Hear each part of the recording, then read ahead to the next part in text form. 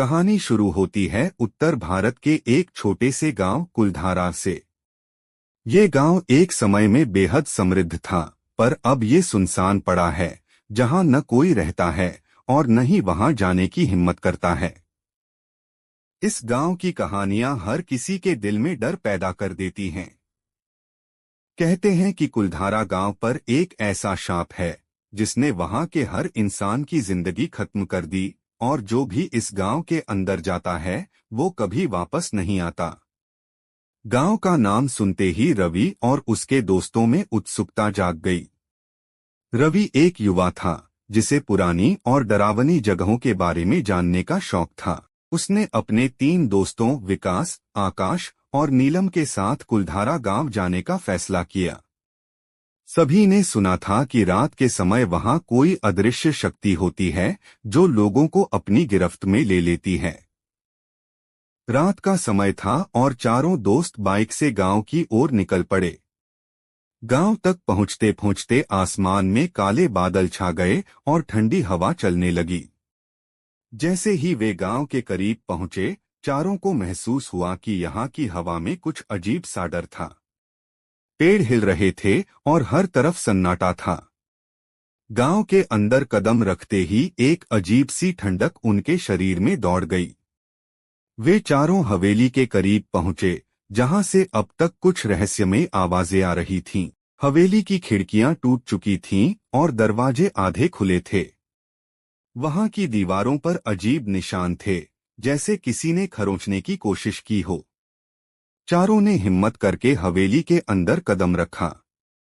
जैसे ही वे अंदर गए, अचानक दरवाजा जोर से बंद हो गया।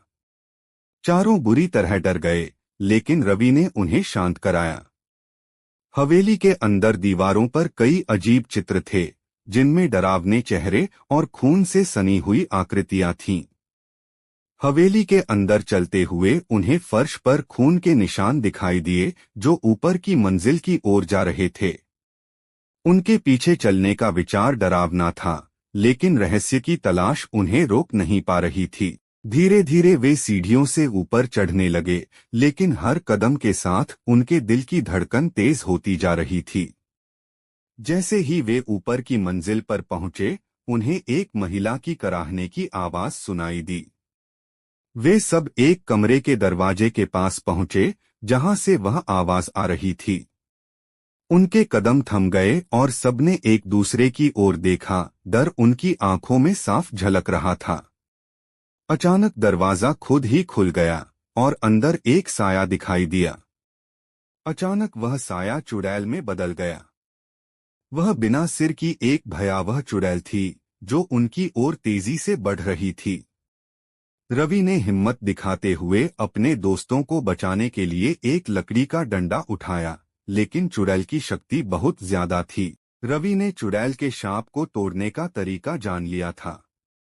उसने दोस्तों की मदद से हवेली के पीछे एक प्राचीन मंदिर से पवित्र राख निकाली और उसे चुड़ैल पर फेंका। चुड़ैल की चीख गूंज उठी और वह गायब हो गई। धीरे धीरे गांव के ऊपर का सांप टूट गया और सब सामान्य हो गया। सांप के टूटने के बाद गांव में फिर से शांति लौट आई। रवि और उसके दोस्त सुरक्षित गांव से बाहर आ गए। वे जानते थे कि उन्होंने एक भयानक रहस्य को सुलझा लिया था, लेकिन उस अनुभव ने उन्हें हमेशा के लिए बदल दिया।